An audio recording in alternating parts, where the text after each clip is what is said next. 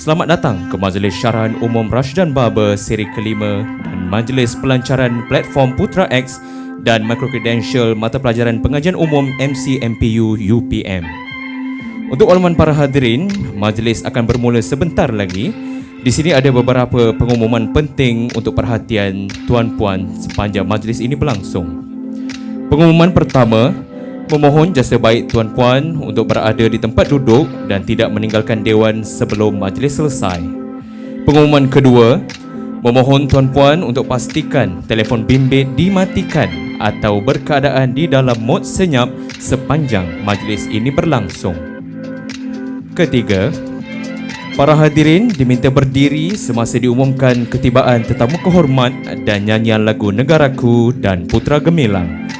Pengumuman keempat, sekiranya berlaku kecemasan, tuan-puan dimohon untuk tenang dan mendengar arahan pegawai bertugas sebelum keluar menggunakan pintu dewan.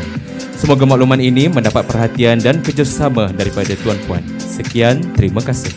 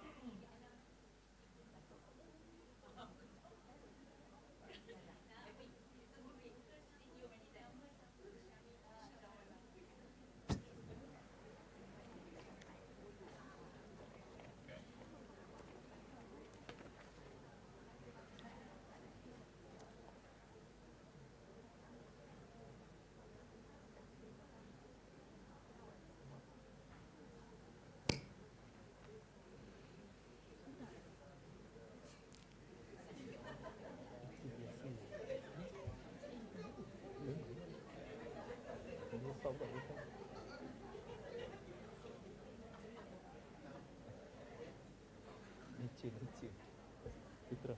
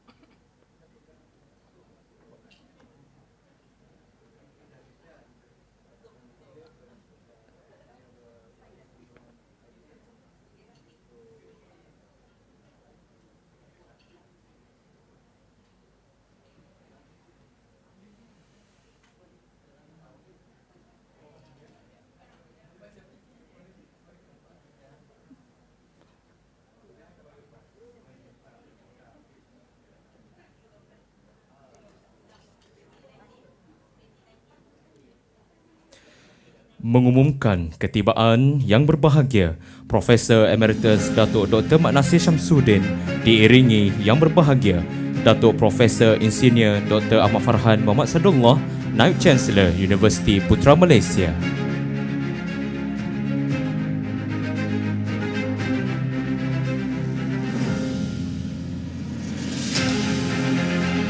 Nyanyian lagu Negaraku dan Putra Gemilang.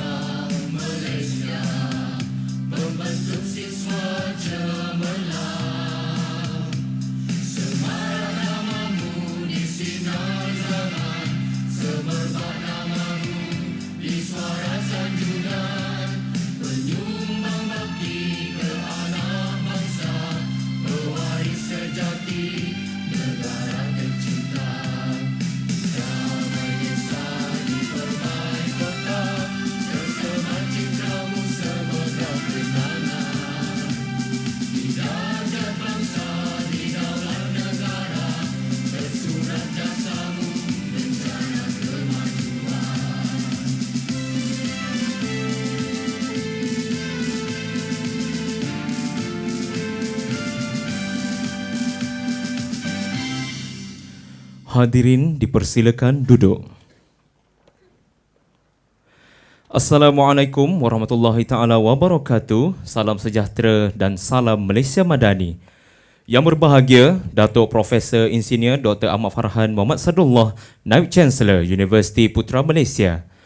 Yang berbahagia Profesor Emeritus Datuk Dr. Nasir Shamsudin, Ahli Jawatankuasa Pengurusan Putra Business School. Yang berbahagia Profesor Dr. Zamri Sekawi, Timbalan Naib Canselor Penyelidikan dan Inovasi, menjalankan fungsi Timbalan Naib Canselor Akademik dan Antarabangsa. Yang berusaha Profesor Madya Teknologis Dr. Wan Zuhaini Saad, Pengarah Pusat Pembangunan dan Kecemerlangan Kepemimpinan Akademik CADe-Lead. ahli jawatan kuasa pengurusan universiti, pegawai-pegawai kanan universiti, seterusnya, hadirin yang dikasihi sekalian. Selamat datang ke Majlis Syarahan Umum Rashdan Baba Siri kelima Universiti Putra Malaysia dan Majlis Pelancaran Platform PUTRA-eX dan Micro-Credential Mata Pelajaran Pengajian Umum MPU UPM. Sidang hadirin yang dimuliakan, bagi memohon berkat majlis pada hari ini, pihak majlis dengan segala hormatnya menjemput Al-Fadhil Ustaz Muhammad Firdaus Abdul Rashid dari Pusat Islam Universiti Putra Malaysia untuk memimpin bacaan doa. Dengan segala hormatnya dipersilakan.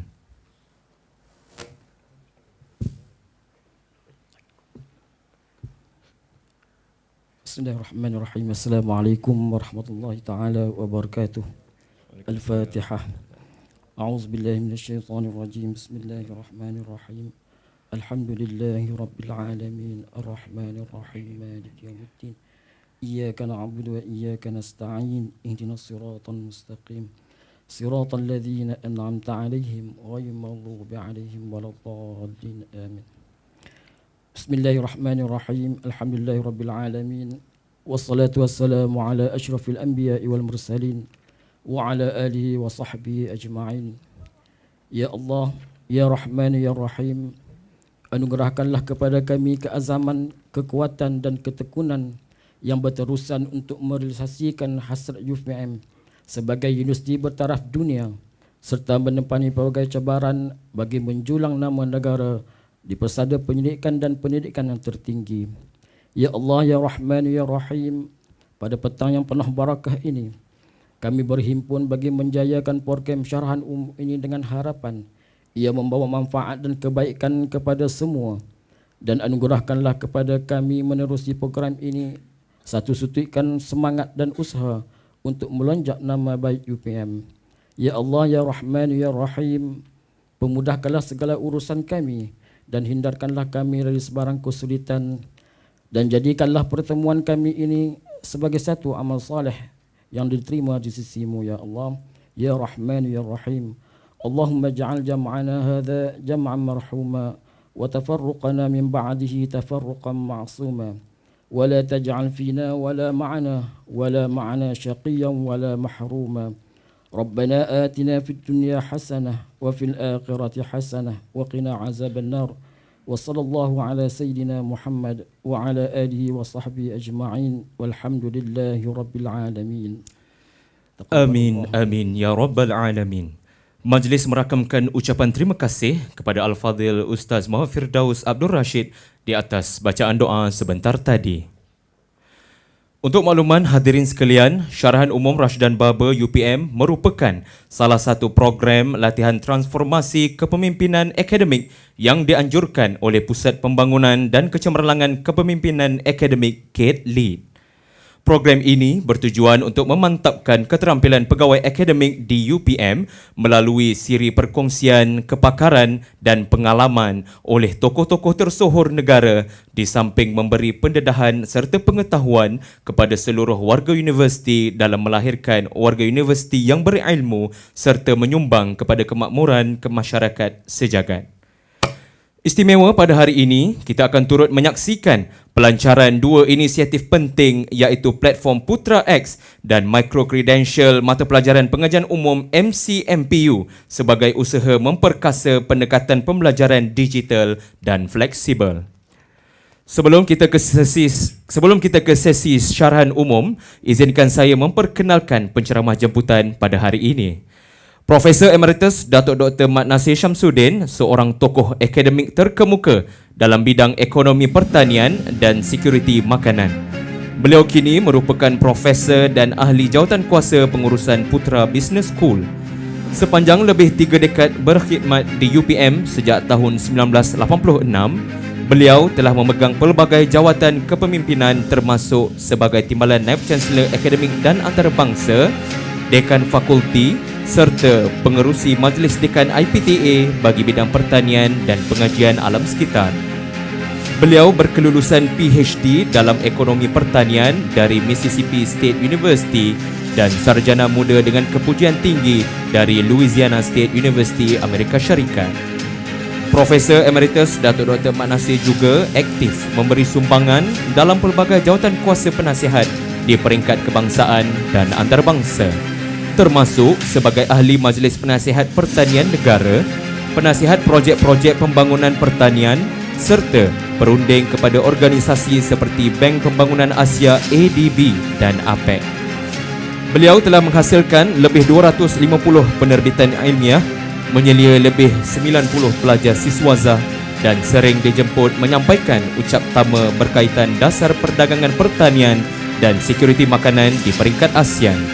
Dengan segala pencapaian cemerlang ini, majlis dengan ini berbesar hati menjemput yang berbahagia Profesor Emeritus Datuk Dr. Nasir Shamsudin untuk menyampaikan syarahan. Dipersilakan.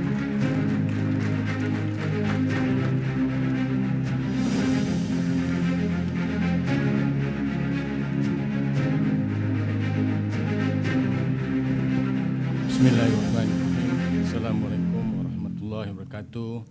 Salam sejahtera dan juga selamat petang. Macam nak bagi inaugural pula. Saya rasa mungkin saya dapat profesor tahun 2000. Jadi selepas 2-3 tahun tu bagi inaugural. Jadi dah lama lah. Tapi di bilik ini. Di bilik ini. Yang berbahagia Datuk Profesor Insinyur Dr. Ahmad Farhan Muhammad Sadullah, Naib Canselor Universiti Putra Malaysia. Yang berbahagia Profesor Dr. Zamri Sakawi, Timbalan Naib Canselor Penyelidikan dan Inovasi, menjalankan fungsi Timbalan Naib Canselor Akademik dan Antarabangsa. Yang berusaha Profesor Makya Dr. Wan Zuhani Saad, Pengarah Pusat Pembangunan dan Kecemerlangan Kepimpinan Akademik CADe-Lead, Ahli Jawatankuasa Pengurusan Universiti, Pegawai Kebaikanan Universiti, seterusnya hadirin yang dihormati sekalian. Terima kasih kerana menjemput saya dan yang penting terima kasih kerana hadir dalam syarahan ini. Perkongsian lah, bukan syarahan. Normally, saya kena cakap bahasa Inggeris sebab slide ni dalam bahasa Inggeris. Normally when we talk about food security, the focus is on food production. The focus is on how can we improve our SSR in terms of self-sufficiency levels. But this afternoon, I want to look the other side of the coin. So food security or the issue of food insecurity or food security from the perspective of consumer.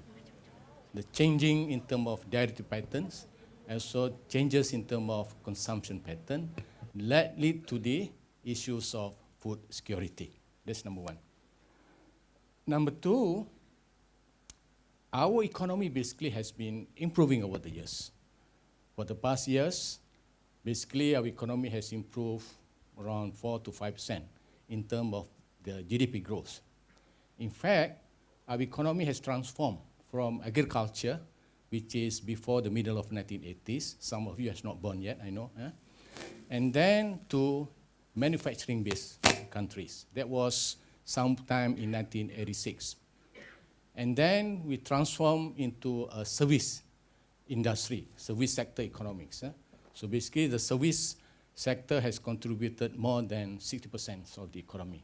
And agriculture basically currently contribute only about 7.8%, less than 10%.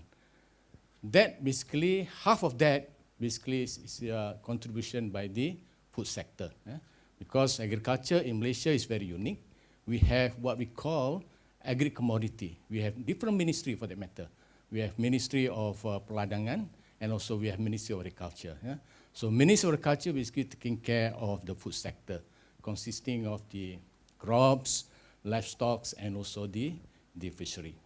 Now, although our economy has transformed into basically a service sector economies, but and yet the issues of food security is still very, very pertinent.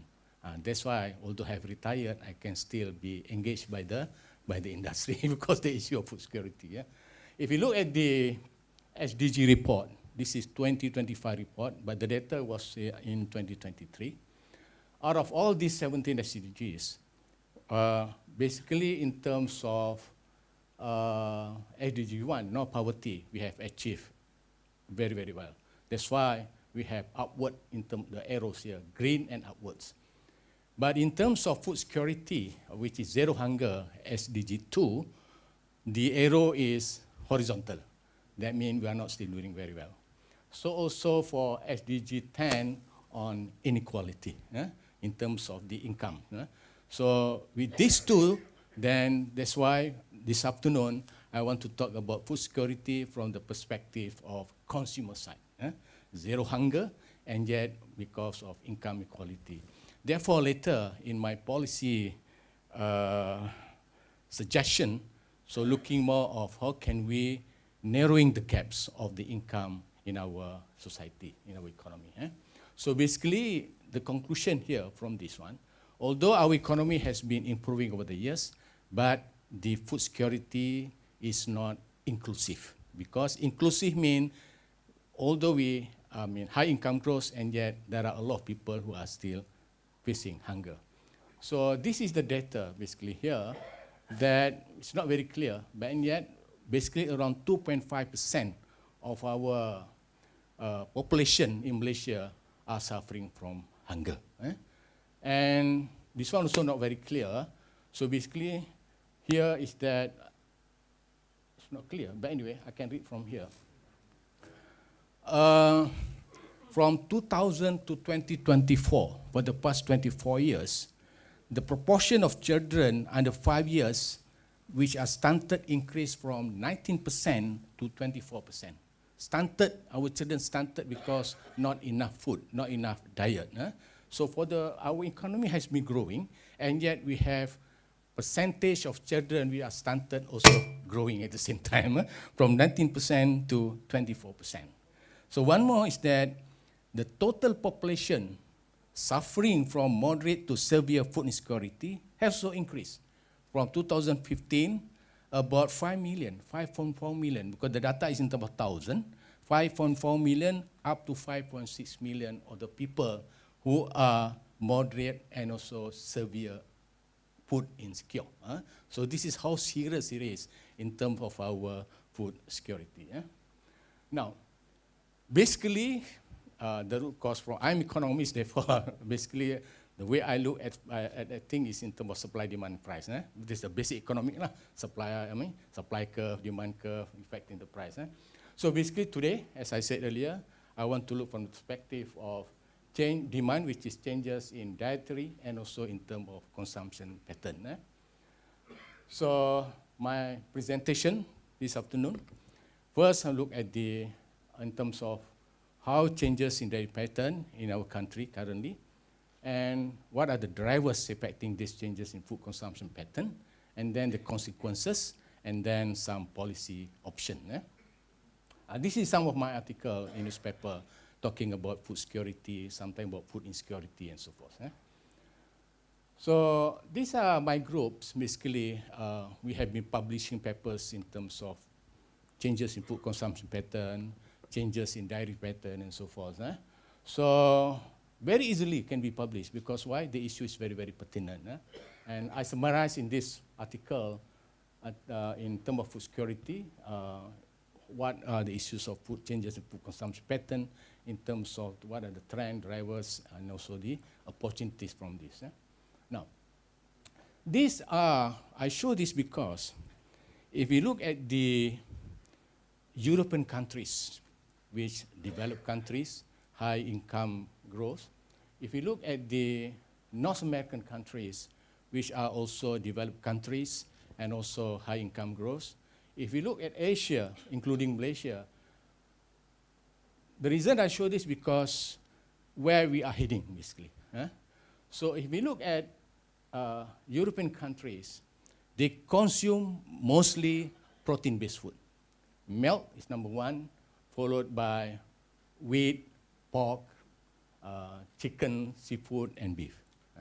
If we look at these North American countries, the same thing.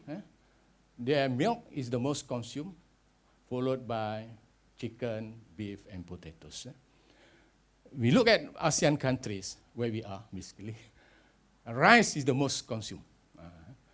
If you look at Africa, of course, cassava, maize, rice, and yam. Yam, I think. So what it means here is that as our economy improving over the years, then our dietary patterns, our changes in food consumption will follow what Europeans and also North American countries. So now also we are basically the trend in terms of the food that we consume. We have been basically over the years from carbohydrate-based to protein-based food. One bagaimana tuan? My best diploma, I don't know. Anyway, so basically then we are heading toward what the North American are consuming, what European are consuming basically. No. These European countries and North American countries, not only that they consume more of protein-based food, but actually they consume more food compared to us. It's not very clear, no, but I try to read from here. Ini kena tukar ni LCD Datuk. But anyway, North America per day they consume 2.36 kg per day per person. Europe 2.13, and we Asia less than 2 in terms of quantity. That's why I think their size are much bigger than ours. In terms of quality also, North America, Europe, as I said just now, consume more of protein-based food compared to carbohydrate food. So this is the data in Malaysia. This is Malaysian data. It's not very clear, but then the summary is that we are basically consuming more now of protein-based food compared to carbohydrate food, and declining per capita consumption of rice. I remember the data in 1980s, actually, each one of us consumed about 140 kg of rice per year, not per day.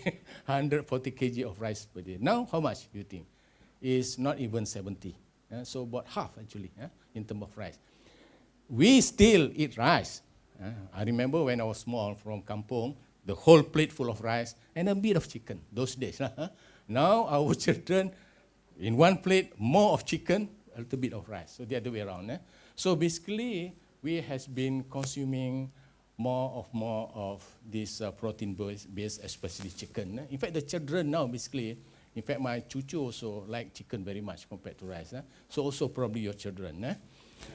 So rising per capita consumption of beef, fresh milk, vegetables, and the fruits. This data here indicating this is Malaysian data. In fact, now, rice in Malaysia we can consider as in economic called inferior goods. Inferior good means as our income increase, the per capita consumption decline. Not that we don't consume rice, yes, we still do, but the amount very much less compared to those days. Now, this is our study by Dr. Hannes. He's here, I think. So we asked the respondent, basically, what are the most important attributes of food that you consume? In terms of freshness, in terms of food safety, texture, appearance, and so forth. Indicate that they put in terms of relative importance, 47% they put on the issue of food safety. So therefore, in Malaysia also, not that the demand in terms of quantity, but also have changed in terms of quality. I remember when I was young, when I estimate the demand function, is basically the dependent variable. The dependent variable is quantity, but now the dependent variable is attributes of food. I mean, what are the attributes, the types of food, the attributes of food that you want, not the quantity that we want. This is a study by my groups, published in British Food Journals recently, that we ask the consumers, because we estimate in terms of marginal willingness to pay. So basically, the consumers in Malaysia prefer marginal mean, or let's say MyGap certification, that which is basically food safety. They were willing to pay RM2.30 more above the average price. And this is in terms of tomato, because of they have the elements of MyGap, for example. And then, like production, organic food basically is the one that, in terms of food safety, is better because less pesticide and so less inorganic fertilizer. So they are willing to pay RM2.70 more. So this basically that our consumers, not only in terms of changes in terms of from carbohydrate to protein base, but they are also willing to pay higher prices if the food has attributes of food safety elements. So this is basically conclusion in terms of changes in food consumption pattern and so dietary patterns. So basically our consumers converge towards Western diet. As our income increase, we more consuming a lot of like steak and so forth.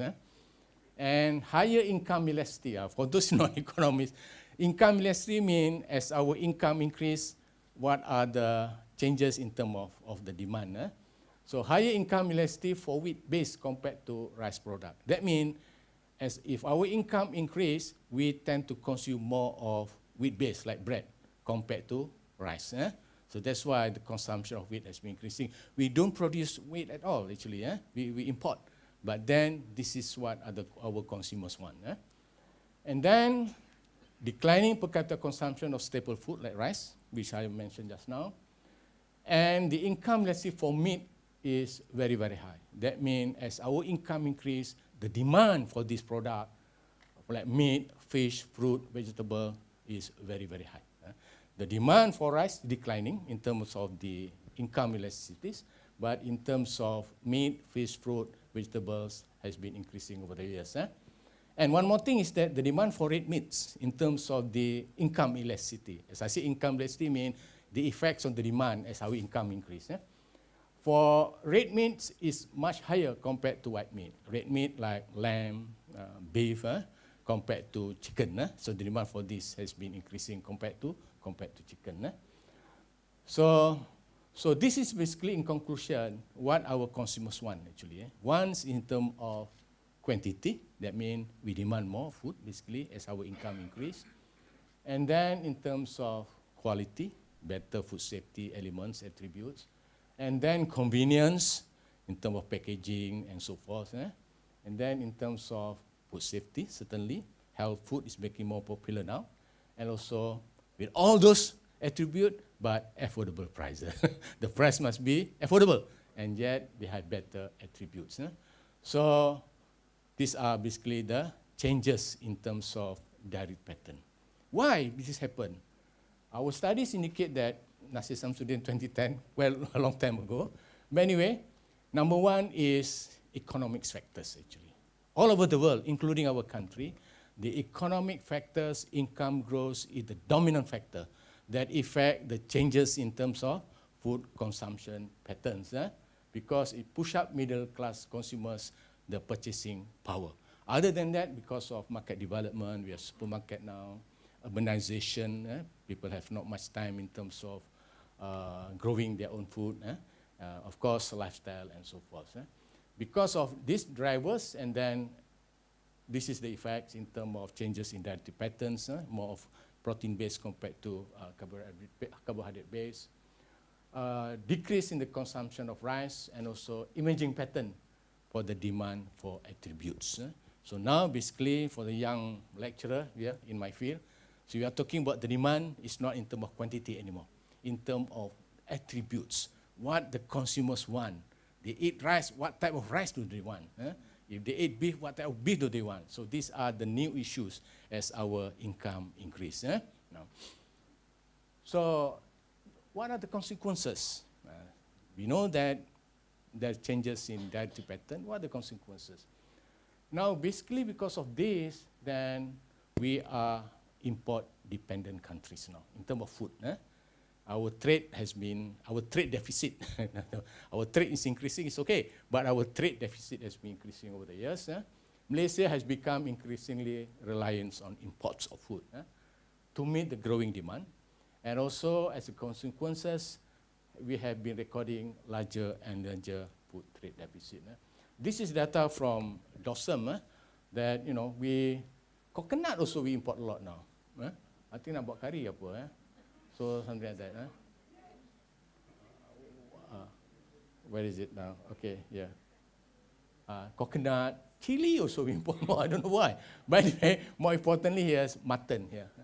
You see, mutton used to be, we don't eat lamb that much, used to be. But now, kalau ada majlis raya, tak ada kambing golek, Datuk, tak sah sebenarnya sekarang ni. Mesti ada kambing golek. This is a new pattern actually. So which we don't have that last time, but now we are having that. Also in terms of beef, mustard, and so forth. So this is basically the effects of changes in food consumption pattern. Looking at the data for the trade deficit, from 2024, this is the latest data. Our trade deficit is about 43 billion ringgit. Deficit here means that we import more, 43 billion more compared to what we export. It doesn't mean bad as economists, basically, because as our income increase, of course, we want to consume imported fruits, grapes, so much so that expansion of SST. Remember the other day, the government tried to put tariff on imported of goods because this opportunity for the government because the import of fruits is becoming more and more. Then they put a SST there. So it's been increased from 2022 about 31 billion, but now it's about 43 billion just in the short of 3 years.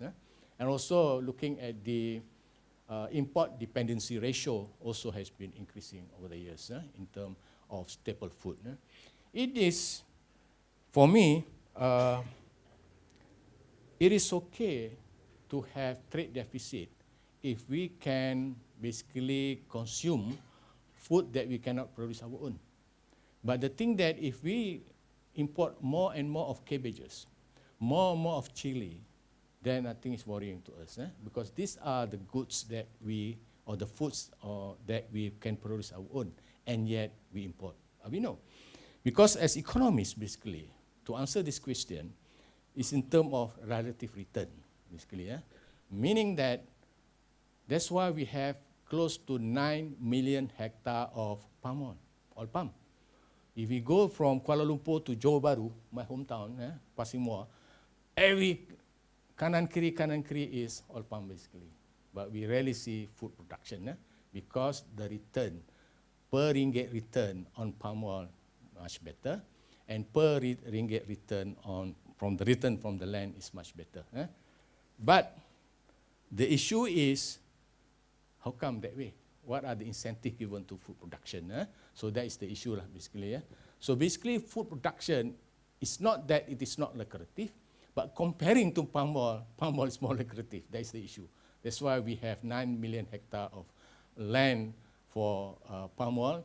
And for that matter, in Peninsula, the latest data, we did a study with the Plant Malaysia, is about 800,000 hectares of land for food production only. 800,000, and yet has been declining over the years because of the tepu pembangunan, the conversion of land to residential area and so forth. The latest figure is about 800,000 hectares, not even 1 million hectares for food in Peninsula, including Sabah Sarawak could be more than 1 million, but in Peninsula it's 800,000 hectares. That's the issue.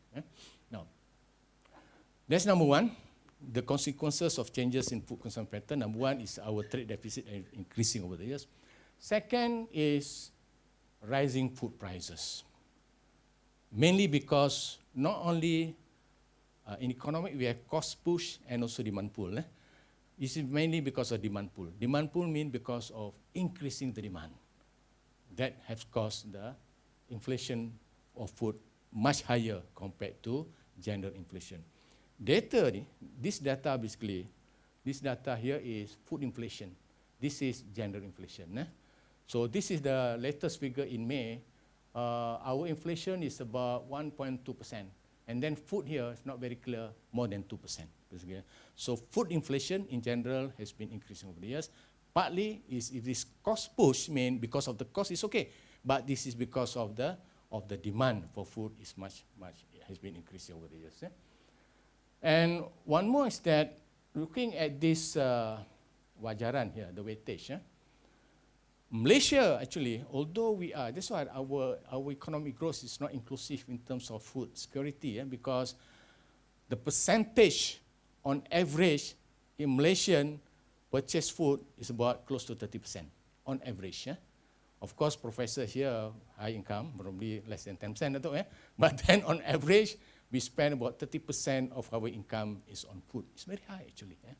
I remember my school days, back then 1970s, in Louisiana, 1970s. Feel young but very old, I think, 70s. So that time is 16%. 16% Americans spend on average on food. When I came back 8 years later, 1986, it's about less 8%. That time, so now probably around 6%. But we now still, on average, we spend on food about 29.5%. So it's very, very high. So this is the issues, basically, why we have economic growth and yet on average. This is mainly by the poor because of income inequality. For the rich person, probably they spend about 5%, 10% on food. But for the poor, probably 70% of the income they spend on food. So it's quite worrying.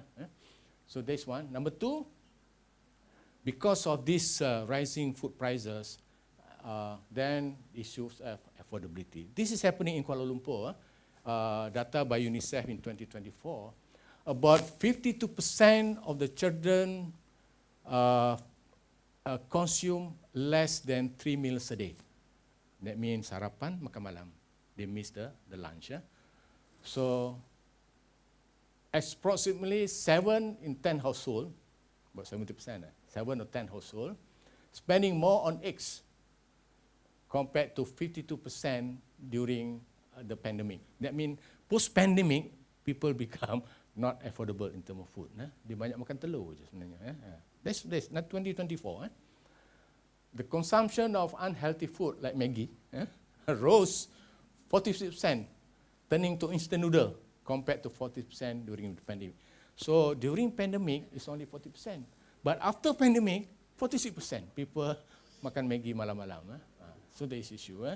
Satu, budak-budak makan 2 kali, tak sampai 3 kali, and yet makan banyak telur dan juga makan Maggi. So that's the issue. This is survey, but this is survey in Kuala Lumpur lah, urban poor Kuala Lumpur. It doesn't mean reflect the general consumption pattern of Malaysia.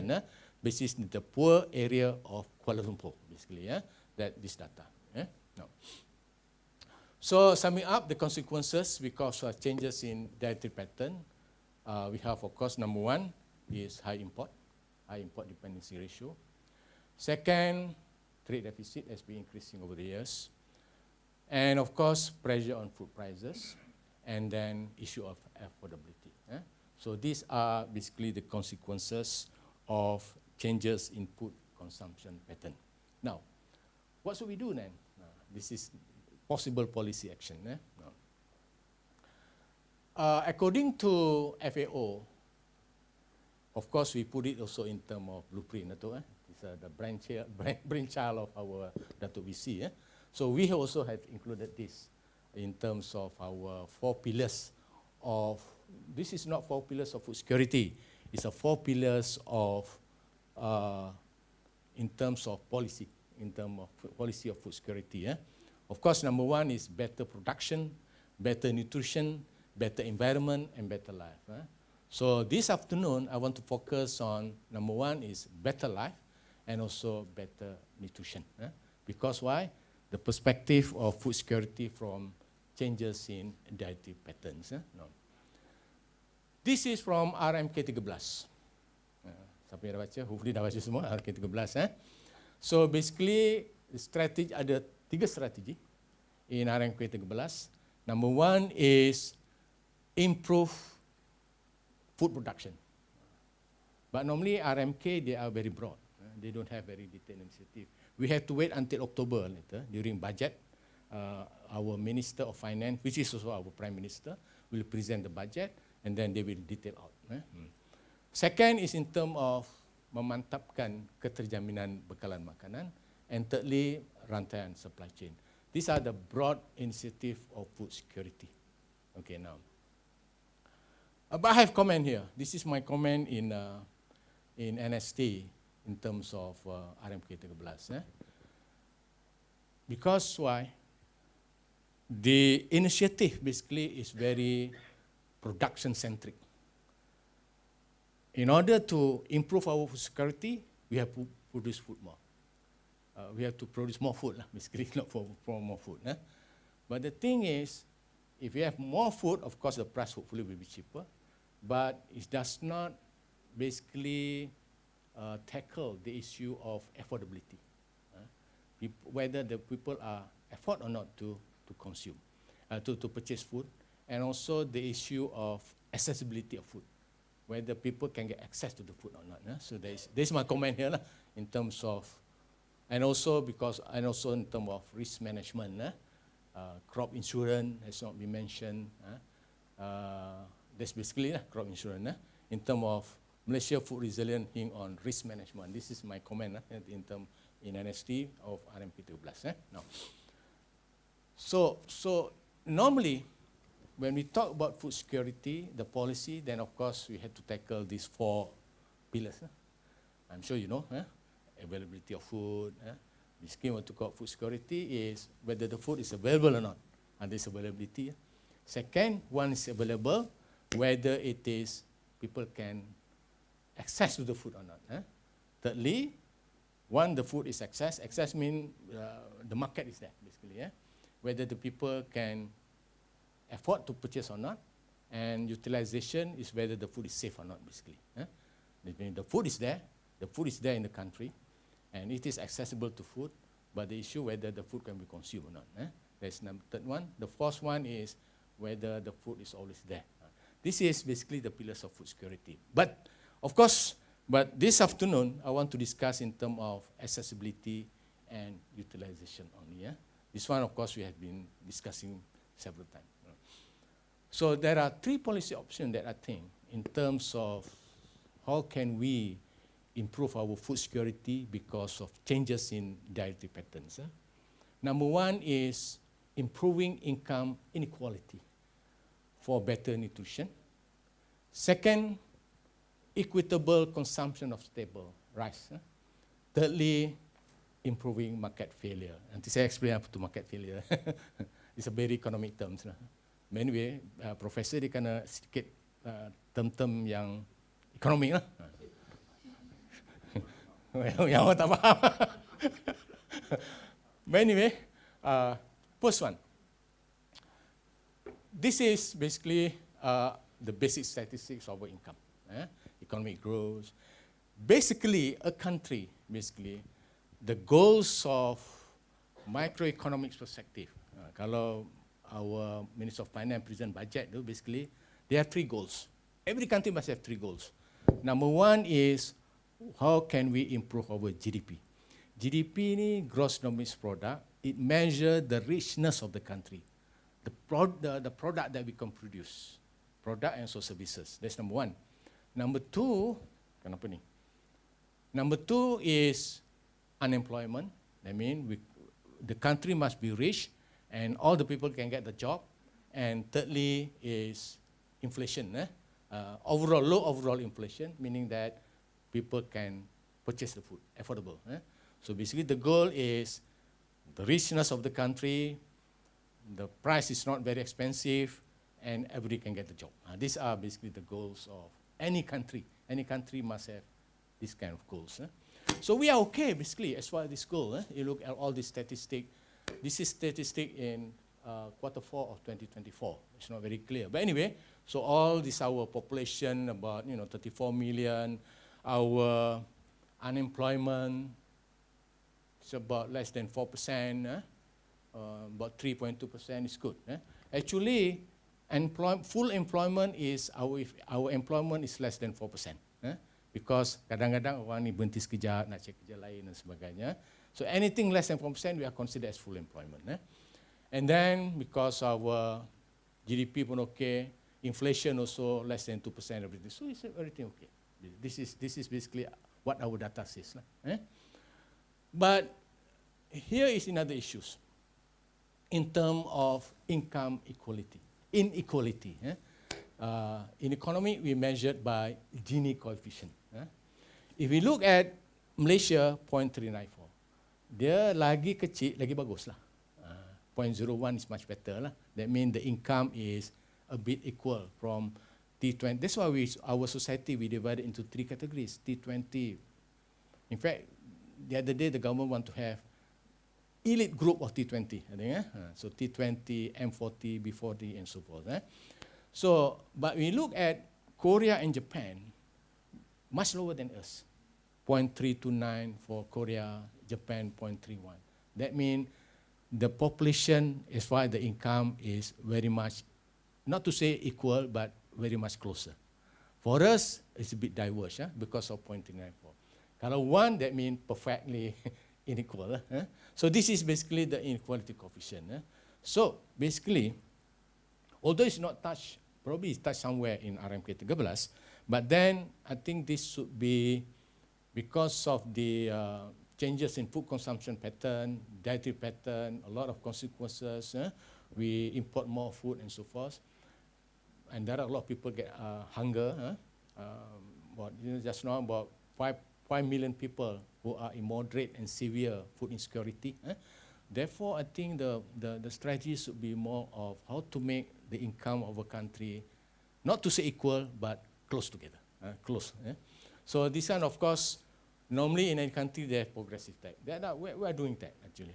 But the thing is, our social protection and income transfer has not been implemented very well in our country. How the poor can be in terms of protection by the government, in terms of social protection. I will touch later about the second initiative because our targeted subsidy, so to speak, is not well implemented. I think the other day the government also implement PADU, but so far PADU has not been utilized. How to implement in terms of targeted subsidy to the poor. But anyway, this should be one of the initiatives should be to strengthen this initiative, strengthen social in terms of the safety net, and also in terms of public expenditure, healthcare, education, infrastructure, and so forth. So I think this must be pursued in terms of so that the income of a country must be not widening over the years. That's number 1. Number 2, this is very, very sensitive in terms. Although the per capita consumption of rice has been declining over the years, but we still eat rice every day, kan? At least 2 times a day lah, lunch and also dinner. Perempuan banyak lunch lah, tak ada dinner, I know. But anyway, but for us, we have at least twice a day lah. Cuma quantity tu mungkin kecil sikit, dah tak banyak. But anyway, the issue of absence of local rice. We produce actually, the latest data, although we target about 70% want to produce our own rice, but the latest figure is about 58%. 58% we produce our own rice. Let's say 60%. So theoretically, 60% of local rice must be in the market, correct? I mean, we produce 60%, but sometimes it's 0%. This is what happened. So why? Because of what you call tukar baju. The word is tukar baju. Tukar baju means we mix the imported rice with the local rice and sell it as imported rice. That's called tukar baju. It has been proven by Mardi actually the other day in newspaper. Mardi has been proven that is in terms when you buy imported rice, actually there are a lot of local rice there, and they put it as local. The reason is that why this happened, because we cannot sell a product which is at the same characteristic to different price level. Because when imported white rice and our local rice, we cannot differentiate actually. And yet, for the local rice, the government kept at RM2.60. For the poor lah basically, RM2.60. For the imported rice, they float. So, might as well the mix and sell it as imported rice. This is where local rice is not available. Okay. Now, the last time when I was in the Majlis Penasihat Pertanian, I raised this issue actually. I think why do we just float the local rice? Float the local rice. Replace the price with float local rice. Of course, then if we float the local rice, then we affect the poor, orang miskin. Rice is very important, remember? Actually, in our country, there are two items which is very important. One is rice, what is the other one? Chicken. If these two products is very, very important. If the price of fish increase, doesn't matter. The price of beef increase doesn't matter, but not the price of chicken. Basically, Prof is here, the chicken man, basically. So this is very important. So my suggestion is that actually, just float the local rice. But we give targeted subsidy to the poor. Because why? If we kept RM2.60, actually we are subsidizing not only the local, we are also subsidizing the foreigners. Remember, we have 2 million Indonesian here, although my ancestor also Indonesian, orang Jawa. And also we have how many Bangladeshi? They are all rice eaters. So we are actually subsidizing them. So the best way is to float the local rice, and then we use the system padu, just now, and those who are very poor, we give cash transfer. Or that's what we call targeted subsidy. Macam-macam boleh buat. Gunakan because my card ke, yang miskin, dia tap aja, oh you guna yang miskin, boleh beli. So things like that. So that would be the best actually. But then, of course, if the price is very, very high, then of course will affect the what you call the society lah. So we must have like trigger price. To implement this effectively, a trigger price should be established. If the price exceeds this trigger price, the target subsidy would be activated. If the price sometimes market price sometimes very low, then of course we don't have to have targeted subsidy lah. Then this I think will save the government budget actually in terms of the fiscal expenditure. So, and then one more is that we have to change input-based to output-based subsidy. Currently, the subsidy to the rice farmers is based on hectareage. Kalau pakcik tu ada 3 relung, itu subsidi. Doesn't matter dia nak keluarkan ke tidak. That's why sometimes the owner pun tak tahu dia dapat subsidi. So the best thing is output-based. If that particular person, doesn't matter how many acres you have, you can produce more, you get more subsidy. That should be, can incentivize in terms of the productivity. But not has been implemented yet. There are few reasons behind that. But anyway, if you're talking about, kenapa dah hilang?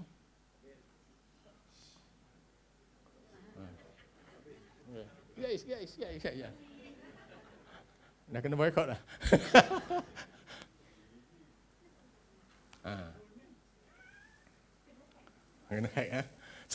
So this is basically if we are talking about equitable consumption of staple. Rather than put it RM2.60 for the poor, we float the local rice, but we give targeted subsidy to the locals only. Those who are very poor and yet they are locals. So this is much better mechanism. And thirdly is in terms of improving market failure. Remember just now that I showed that people are willing to pay more in terms if the food has better food safety attributes. Willingness to pay just now. I mean, our study lah. Actually, the study is by Dr. Nurul Nadia kat sini. So ni anak didik saya lah kat sini. So basically, then we should basically use this willingness to pay in terms of how can we introduce what we call market-based instrument. Market failure ni basically doesn't mean that market fail. Tetapi market failure means the way we allocate resources is by private optimality, meaning that we are talking about what we call the marginal private benefit by the private macam kita, and also the private marginal cost, bukan the interest of the society. That's what market failure means. Now, so basically in our food safety punya food scientist here, if you are here, then it's necessarily by regulation. So we have not introduced the market-based instrument. So normally if you use market-based instrument, like for example, of course I'm not going to detail out here, perguruan tax. Nama orang tu perguruan tax. So we can use that. Not implemented yet. If we can introduce this perguruan tax, basically we punish lah. We punish those producer which are practicing unsafe practices, and also we reward those who practicing a safe production process. This is basically the procurement tax. So we give tax to those unsafe practices, but we give incentive for those who are comply to the food safety. So this, I think, if this can be implemented normally in developed countries, market-based instrument is much more compared to command and control. Command control ni macam the regulation lah, basically, regulation and things like that. So you see, in economics we have what you call environmental Kuznets curve. So basically, as our income improve, the demand for better environment is more. So the demand for food safety attribute is more. So as our country also approaching to that levels, then of course with high income elasticity, somehow economists need their elasticity is very important. In fact, if I'm teaching the basic economics, at least 2-3 weeks is on elasticity. It's the element. There's, kalau tak ada elasticity ni, economists cannot talk actually. We use elasticity. So with high income elasticity for food safety attribute, meaning that what you mean here, as our income increase, the demand for attribute is more. Then of course, consumers are willing to pay higher prices for food safety. And of course, producers are willing to provide food safety attribute if additional return will be there. So basically, these are the three policy options that what I think, although it's not spelled out in the RMK 13, because of the issue of, as I said, is changes in food consumption pattern, then the people are willing to buy or to purchase more of food that have safety attributes or better attributes. So that's first one. That's the third one. First one just now because of there are a lot of people who are suffering from food insecurity in our countries. Close to 5 million actually. Our population about 32 million. In fact, 5 million is food insecure actually. So how can we close the gaps in terms of the income? And just now the second one is for the rice. Although per capita consumption of rice has been declining, and yet we still eat rice every day. Nasi lemak is still very important. So that's why if the government can change their policy, I think that will be more efficient in terms of government budget. So ladies and gentlemen, so basically food security here, that I've taught here is first in terms of changes in dietary pattern in summary, and what are the drivers, the consequences just now, and these are some of the possible policy options. So with that, thank you very much for listening. Prof Tariq tak ada kat sini, but I met him the other day because talking about books. So he said, I think I want to propose profesor yang dapat Emeritus ni kena bagi inaugural. So saya dah kira inaugural kot ni. So with that, thank you very much.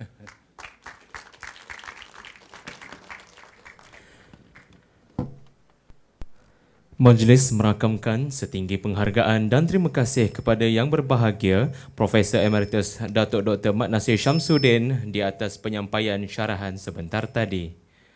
Para hadirin yang dihormati sekalian, bagi meneruskan acara, majlis dengan segala hormatnya menjemput yang berusaha Profesor Madya Teknologis Dr. Wan Zuhaini Saad, Pengarah Pusat Pembangunan dan Kecemerlangan Kepemimpinan Akademik CADe-Lead Universiti Putra Malaysia untuk menyampaikan ucapan aspirasi bertajuk Flexible Education and Lifelong Learning.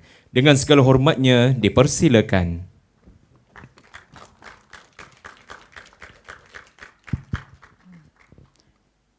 Terima kasih Tuan Pengerusi Majlis. Bismillahirrahmanirrahim. Assalamualaikum warahmatullahi wabarakatuh. Dan salam sejahtera Datuk Profesor Insinyur Dr. Ahmad Farhan Sadullah, Vice Chancellor Universiti Putra Malaysia, Profesor Dr. Zamri Sakawi, TNCPI merangkap menjalankan tugas untuk TNCA, Profesor Emeritus Dato Dr. Ahmad Nasir Shamsudin, our speaker untuk syarahan umum Rasdan Baba hari ini, ketua-ketua PTJ, rakan-rakan, terima kasih di atas sokongan berada di majlis pada petang ini. Saya cuma ada beberapa minit saja dimaklumkan dan saya akan terus sedikit perkongsian mengenai the gist ataupun sempena majlis pada petang ini mengenai flexible education and lifelong learning. So I would like to take you to a journey from where higher education stands now to where it's going to be, how we prepare our learners, our educators, industries and society for the future. So this is not just about tweaking our current system, but also rethinking in redesigning it so we can respond to the demands. Sorry. Okay, traditionally higher education has been ruled as rule-based or site-based ataupun we call it as lecturer-driven or teachers-driven, and the curriculum is conventionally is quite standardized and the place also fixed. But the new reality demand is something different, principle-based approaches, and imagine student who can actually select courses. Kita cakap punya banyak kali kan pasal jukeboxes. Student can take courses from any other universities and come to UPM or come to your faculty asking for qualification.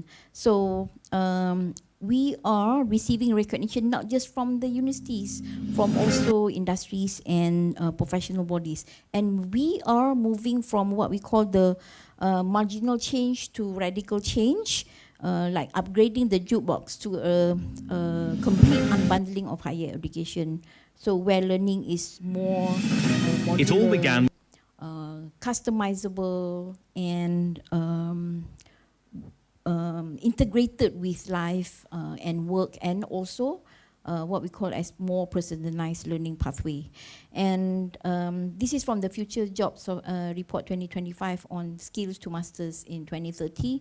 And the focus is, if you look at the core skills, there are, for example, analytical thinking, AI and big data, and systems thinking. Yeah? Systems thinking is here, where now we are embedding it as the key competency for sustainability. And I would like also to share, I think this slide have been used many times, it's many platforms by the team from Malaysia Higher Education Blueprint 2025-2035, where the focus of higher education shifting from the structured education for only formal learners to education that embrace lifelong learning and also life-wide learners, and from industry ready to jobs, not just job seekers but also job creators, from values-based talent to values internalized, humanity-centric talent with measurable societal impact. So in essence, we are actually shaping what we call as humanity-centric, purpose-driven nation builders. And from this 10 shift, if you can see our focus today is actually on the flexible education and lifelong learning. And we have also thank you those writers from UPM that are here today. The writers for the 10 shifts, some of them are here today. So focusing on the shift 8 of flexible education and lifelong learning, we are looking at the multiple entry system, integrating the formal, non-formal, and informal learning. So we can see how, for example, micro-credentials, micro-learning, standalone micro-credential, life experience actually can be the pathway to access education, right? And from this shift also, there are tracking measures that will be monitored through stackable programs, which we are now adventuring in with Datuk Shamallah, the team from Faculty of Computer Science and Information Technology on the stackable degree. and also recognition of lifelong learning resources, even with alternative credentials and IOER. So looking at where we are today, the good news is we can see that there are, from 2015 to 2024, there are about over 770,000 candidates who actually obtained their formal qualification through lifelong learning programs. And APEL, of course, also one of the that made all these came true. And APEL M, for example, recognition for micro credentials also have been launched. And this year, APEL S will be launched by end of the year. And we can see also that there are challenges in flexible education, where our quality assurance perhaps and accreditation process that can be a bit slow and bureaucratic. And we also have some institutional barriers where there are very limited incentives for faculty to adopt innovative teaching methods or teaching techniques, and also recognition by industries, for example, and funding bodies is still limited. So to address this gap, we need to have clear strategies. For example, what we're doing now is on the modular credentials, where breaking degrees into smaller modules. That is what we're doing now. We're trying to do now in UPM for unbundling the current degree with micro credentials and combining flexible online learning with blended and also hybrid mode. And we are shifting from hours that we spend in class, but instead focusing on the mastery of skill through competency-based learning, and of course using analytics. This is what we're trying to work with IDEC, to using analytics to tailor content to each learner's strength, goal, and career trajectory. And for us, what we try to our direction is to redesign curriculum. Okay, this map courses into industry standard. We have also defined the competencies, and clearly we are having our industry to co-design the as partners. Technology infrastructure, faculty and staff development, we try to develop or train the educators in new instructional method, and lastly, to work with accreditation bodies. So, in short,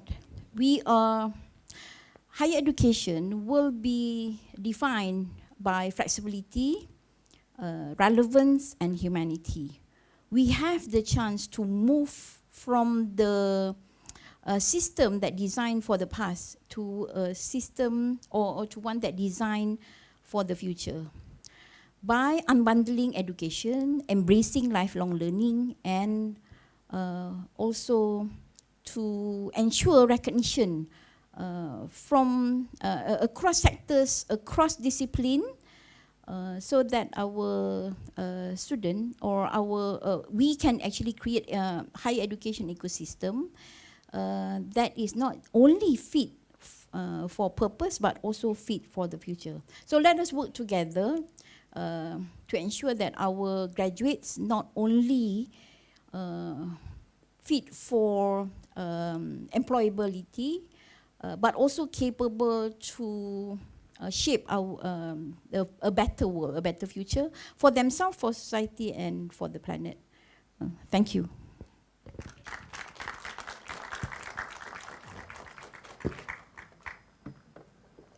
Majlis merakamkan setinggi penghargaan dan terima kasih kepada Yang Berusaha Profesor Madya Teknologis Dr. Wan Zuhaini Saad di atas ucapan aspirasi itu tadi. Seterusnya, majlis dengan segala hormatnya menjemput Yang Berbahagia Datuk Profesor Insinyur Dr. Ahmad Farhan Mohd Sadullah, Naib Canselor Universiti Putra Malaysia untuk menyampaikan ucapan dan seterusnya melancarkan platform PUTRA-eX dan micro-credential mata pelajaran pengajian umum MPU UPM. Majlis dengan segala hormatnya mempersilakan. Assalamualaikum warahmatullahi wabarakatuh. Salam sejahtera, salam Malaysia Madani. Bismillahirrahmanirrahim. Alhamdulillahirabbil alamin wassalatu wassalamu ala asyrafil anbiya'i wal mursalin wa ala alihi washabbihi ajma'in. Rabbi shrah li sadri wa yassir li amri wahlul 'uqdatam min lisani yafqahu qawli. Yang berbahagia Profesor Emeritus Datuk Dr. Ahmad Nasir Shamsudin, our Emeritus Professor. Terima kasih Prof for giving us a very different perspective of food security. I enjoyed it very much, and because I like the economic side as well. So thank you very much, and indeed you have given your first Emeritus talk lah. Memang dalam plan actually. I think we should have more of our Emeritus sharing their current work for the benefit of the community and our university. And I do hope that, thank you for all who are here. I think we have good numbers, and I think we should encourage our junior staff especially to come and benefit and be inspired by our personalities that have already been successful and continue to give impact. Yang bahagia Profesor Dr. Zamri Sekawi, Timbalan Anak Canselor Pendidikan Inovasi, menjalankan fungsi Timbalan Anak Canselor Akademik dan Antarabangsa. Saya nak ambil masa ni lah ucap terima kasih lah Prof. Zamri, TNCARP yang telah menjalankan tugas kedua ini for 3 months already. Dan kita doalah kita akan dapat TNCA kita tak lama lagi. Yang berusia Profesor Madya Dr. Wan Zuhainis Saad, Pengarah Pusat Pembangunan dan Kecemerlangan Kepimpinan Akademik CADe-Lead, tim CADe-Lead, Ahli Jawatankuasa Pengurusan Universiti, Pegawai Kanan Universiti dan hadirin-hadirat sekalian. Alhamdulillah, kita meneruskan usaha kita untuk menyemarakkan budaya ilmu dan budaya kepimpinan, dan hari ini kita mendengar satu lagi syarahan yang telah kita laksanakan now on its 5th series, dan kita mengharapkan usaha ini akan lebih semarak. Dan of course pagi tadi kita ada syarahan inaugural, dan ini semua adalah ruang-ruang untuk kita berkongsi dan mendapat inspirasi dan belajar daripada kegagalan dan juga kejayaan rakan-rakan kita. Dan dalam suasana menarik ilmu, saya rasa perkara ini patut digalakkan, dan kita mengharapkan respons daripada audience juga akan juga semarak. Namun dalam masa yang sama, kita juga menggunakan peluang ini untuk kita melancarkan platform PUTRA-eX dan juga mata pelajaran pengajian umum MPU yang ditawarkan secara micro-credential buat julung kaji kalinya di Universiti Putra Malaysia. And I think UPM has always been in the lead when there are opportunities to transform higher education, especially in the teaching and learning. Cuma kadang-kadang the pick up and follow through tu can be challenging, can be less exciting to some. Tapi sebenarnya kita nak mengelakkan daripada suasana di mana kita dah dah berada dalam situasi yang kita tak boleh keluar, seperti COVID. So I think when COVID came, rakan-rakan kita dah cakap online learning ni lama dah, tapi kita buat je kan. Suddenly terkejut, and luckily majority of us higher educationists were able to adopt and adapt, and teaching and learning went on, walaupun not as good as we wish, tapi alhamdulillah, we survived that. But I think now Dr. Wan have actually showed the future of learning, and that is not something that is out of the norm. It is something that we are expecting, and we are seeing that change through the influence of technology, through the change in behavior. Tadi kita cakap pasal behavior in terms of food consumption, but in behavior in terms of generational differences in learning and the way they acquire knowledge, dan their utilization of technology is already being seen now. And I think the experts are anticipating that this is going to be changing more drastically. And I think we need to adapt. And selalunya we are in, academics ni, kita ni dalam the worst comfort zone. The way we have been teaching is the same for the past many hundred years. and for us to change to a new way of teaching is very challenging. So I would like to congratulate the effort of CADe-Lead for again trying to unbundle things and to make sure that we have the platform and enabler. We are creating enablers, but the enablers will be of no use if the utilization pickup is not there. So I think let us encourage our team to be as diversified as possible. Of course, the conventional way is still there, needed. Human contact, human touch, empathy-based teaching and learning is still very important.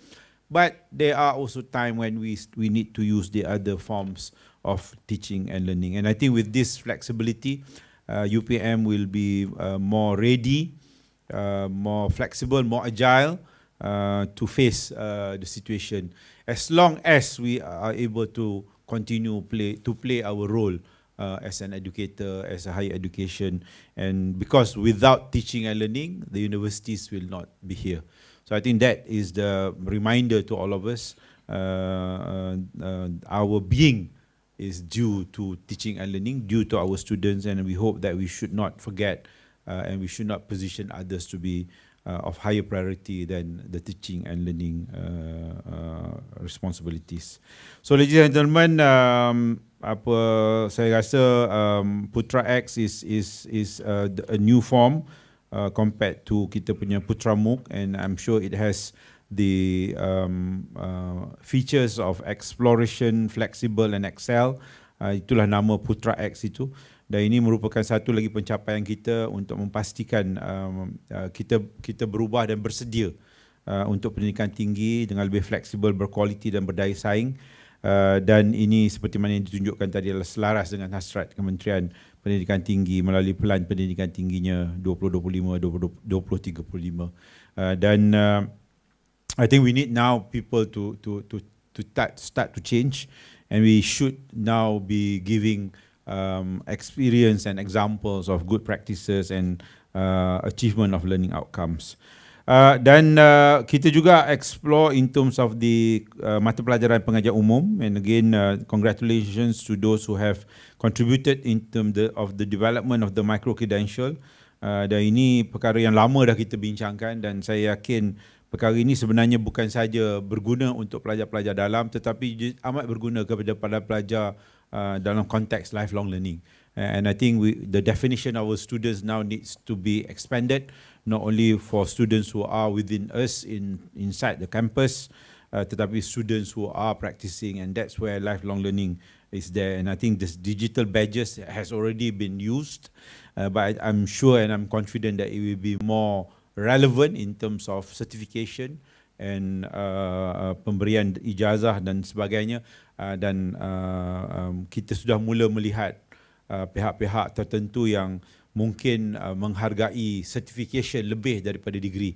And I think this is where the new way of doing things, the new way of acknowledgement of competency as well as ability of future workers will be different from the present and the past. So I think these are things yang kita dah buat. Kita mulakan dengan 7 mata pelajaran kursus MPU, again sebagai test and pilot, and kita mengharapkan ia akan berkembang, dan again dia juga akan menjadikan pentas pemberian higher education tiada sempadan atas sebab ini. Dan I think with the challenges in the economy, with the challenges in space and capacity, it should not hamper our ability to teach the world. Dan micro-credential sebenarnya memberikan kita peluang ini, dan saya menghargai mereka yang telah pastinya mempelajari kaedah perkara-perkara yang perlu di sebalik melakukan micro-credential dan semua modul-modul yang ada, dan juga terus tekun, tabah dan bersabar untuk menghasilkannya, dan alhamdulillah akhirnya kita dapat menghasilkan perkara ini, dan kita mengharapkan ini juga akan menjadi platform yang berguna kepada how UPM educate its student. Secara khususnya kita mengucapkan tahniah dan terima kasih kepada 3 pusat tanggungjawab yang telah menghasilkan 7 modul ini, kepada Pusat Pemajuan Kompetensi Bahasa CALC, Fakulti Ekologi Manusia dan Sekolah Perniagaan dan Ekonomi. Tahniah. Dan kita mengharapkan fakulti-fakulti lain dan pusat-pusat lain terus turut sama. Dan as I said, it doesn't have to only mirror the formal curriculum.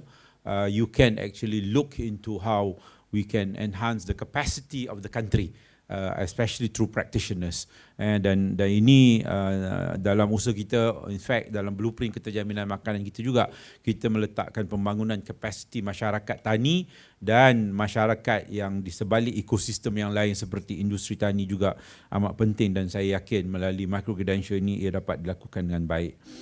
Dalam masa yang sama, kita melakukan ini bukan syok sendiri, kita juga memastikan ia mempunyai kualiti yang dikehendaki, dan CQA juga telah berusaha untuk memberikan real specimen of quality assurance in terms of the micro credential, dan tahniah kepada Pusat Jaminan Kualiti kerana telah membantu dalam usaha ini. So it is ready, insya-Allah MQA approve and boleh digunakan dalam keperluan our MQF dalam sama ada pengiktirafan program maupun dalam aspek kita credit transfer dan sebagainya, insya-Allah. Dan saya berharap kita terus mendapat the leadership of CADe-Lead in bringing new ideas and preparing the university for new challenges. But I think what is more important is the follow through by us, and saya mengharapkan dekan-dekan yang ada, our senior academics, sebenarnya the juniors are better at this because they are the digital natives. Cuma kita perlukan dorongan, kita perlukan a bit of push and motivating them to ensure that they feel this is the way forward. And of course, we also need to ensure that our student is also seeing this as a better way of learning.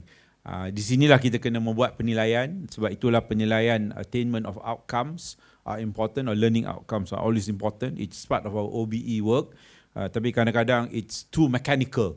Kita tidak menghayati apa yang kita assess, apa yang kita nilai, dan kita perlu dapatkan pandangan daripada pelajar-pelajar kita sama ada kepuasan dalam pembelajaran itu sama dan outcome yang kita dapati itu seiring dengan kaedah-kaedah konvensional, dan kita perlu cari satu cara yang seimbang untuk memastikan mereka juga akan terus mendapat dan melalui pengalaman pembelajaran dan kehidupan terbaik apabila mereka bersama dengan kita. Itu saja daripada saya. Sekali lagi ucap tahniah kepada semua di sebalik penganjuran program ini. Terima kasih sekali lagi kepada Datuk Nasir dan kepada semua yang hadir pada hari ini. Dengan lafaz bismillahirrahmanirrahim, saya dengan sukacitanya melancarkan platform PUTRA-eX dan mata pelajaran pengajian umum MPU sebagai khusus micro-credential di Universiti Putra Malaysia. Sekian, wabillahi taufiq wa hidayah. Assalamualaikum warahmatullahi wabarakatuh.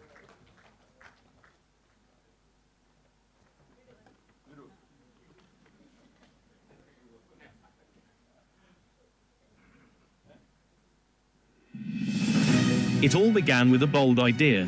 How could Universiti Putra Malaysia, UPM, make its rich knowledge accessible to everyone, everywhere and anytime?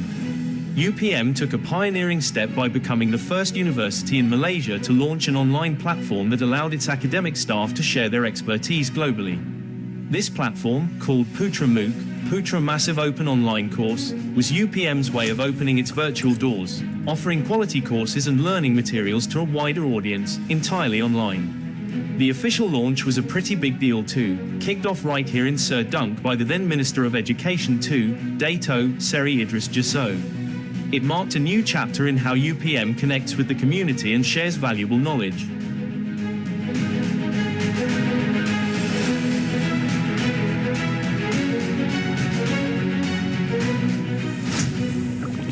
Fast forward to 2021, and UPM took another significant step forward using the very same PUTRA-MOOC platform. That's when they introduced micro-credentials UPM. Think of these as modern, digital badges that acknowledge when you've gained a very specific set of knowledge, skills, or competencies. So, while PUTRA-MOOC initially focused on sharing broad knowledge, micro-credentials UPM leverages that platform to offer more focused, verifiable digital certifications. It's a fantastic way for individuals to demonstrate precise skills they've acquired, whether it's for career advancement, personal development, or just to show off what they've learned. Through the years, the platform has seen an incredible number of participants, really proving its value and potential. And now, in 2025, to truly showcase everything it offers and its exciting future, PUTRA-MOOC is undergoing a big transformation. It's being rebranded and is now proudly known as PUTRA-eX.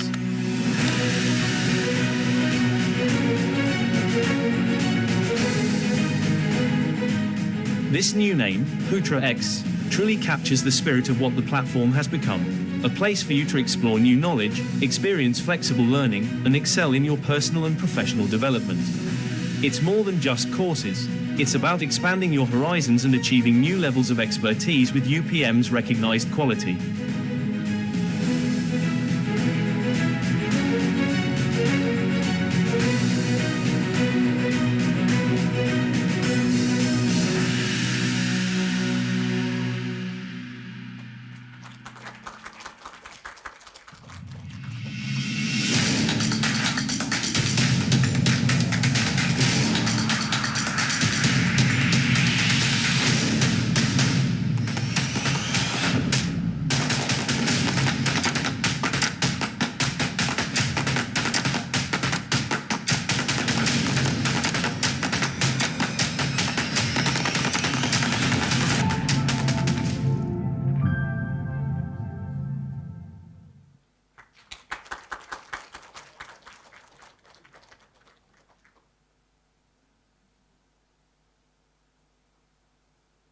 Welcome to a new era of learning at Universiti Putra Malaysia. This program is designed to help you, whether you're a student or a working professional, advance your skills and career. Are you looking to acquire new skills, boost your career, or even work towards a higher degree in a flexible way? Introducing our Micro-Credentials Universiti Putra Malaysia. Our micro-credentials are accredited and standalone short courses. These courses are conveniently offered through the PUTRA-eX platform. This online accessibility allows you to learn at your own pace and from anywhere. Today, we proudly launch our Micro-Credential MPU, Mata Pelajaran Pengajian Umum Initiative. This program is designed to empower you with essential knowledge and skills, on demand. We are thrilled to announce a highly successful start.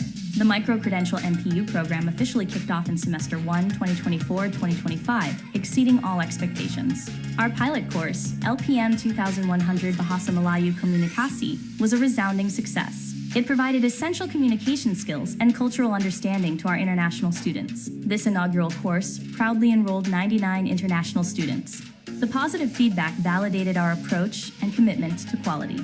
Building on this success, we expanded our offerings in Semester 2, 2024-2025, providing even more valuable MPU courses for our growing student community. One of the new additions is FEM 2401 Malaysian Politics and Society, offering crucial insights into the nation's governance and social dynamics. We also introduced SKP 3112 Falsafa dan Isu Semasa, a course designed to foster critical thinking on contemporary philosophical and societal issues. And SKP 3122 Penghayatan Etika dan Peradaban, a vital course for understanding and appreciating ethics and civilization, is now available. Upcoming courses include SKP 3123 Internalization of Ethics and Civilization in Malaysia, delving deeper into local ethical understanding. MGM 3180 Entrepreneurship will equip you with the essential skills and mindset to thrive in the dynamic world of business and innovation. And SKP 2101 Kenegaraan Malaysia, which explores the fundamentals of Malaysian nationhood, civic duties, and national identity. Enrollment for these exciting new courses will be opened very soon, so stay tuned. This initiative powerfully reflects UPM's unwavering commitment to accessible, inclusive, and future-ready education. I really enjoy this course because it's really beginner-friendly. We start from basic pronunciation, then move on to simple conversations. First, I really enjoyed the study doing study about the Bahasa Melayu, the Malay language. I understand more culture of it, and I can say the basic Malay language with my friend, and I make some friends. So first of all, I think this online session is very flexible because you can like study wherever you are or whenever you want. Back in August 2023, we had a boot camp where all the instructors were given the idea on how to develop this course. So I think I learned something new, especially on how to change the class from conventional mode into Moodle mode. Developing the MC course has been a very enriching and also a meaningful experience for me.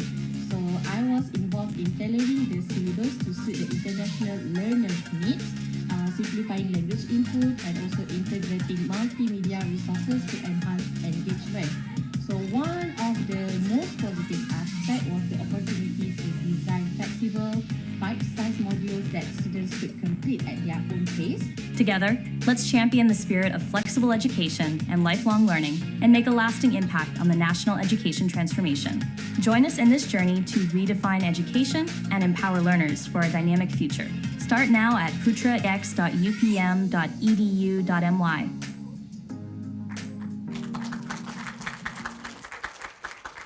Majlis merakamkan ucapan terima kasih kepada Yang Berbahagia Naib Canselor atas ucapan dan pelancaran platform PUTRA-eX dan Micro-Credential Mata Pelajaran Pengajian Umum MPU UPM sebentar tadi. Diharapkan melalui aspirasi dan inisiatif baharu UPM ini bukan sahaja membantu mempertingkatkan kemahiran dan kerjaya, malah menyokong agenda pembelajaran sepanjang hayat sejajar dengan matlamat transformasi pendidikan tinggi negara. Para hadirin yang dihormati sekalian, majlis pada hari ini telah tiba ke penghujungnya. Bagi pihak penganjur, saya mengambil kesempatan untuk memohon ampun dan maaf sekiranya terdapat sebarang kekurangan sepanjang majlis ini berlangsung. Jutaan terima kasih juga diucapkan kepada semua tetamu kehormat serta sidang hadirin di atas komitmen dalam memeriahkan dan menjayakan majlis pada hari ini. Sebagai tanda kenang-kenangan, marilah kita bersama-sama menjayakan sesi bergambar di bahagian hadapan Dewan ini. Mohon hadirin di tempat duduk belakang untuk berdiri di belakang tetamu kehormat.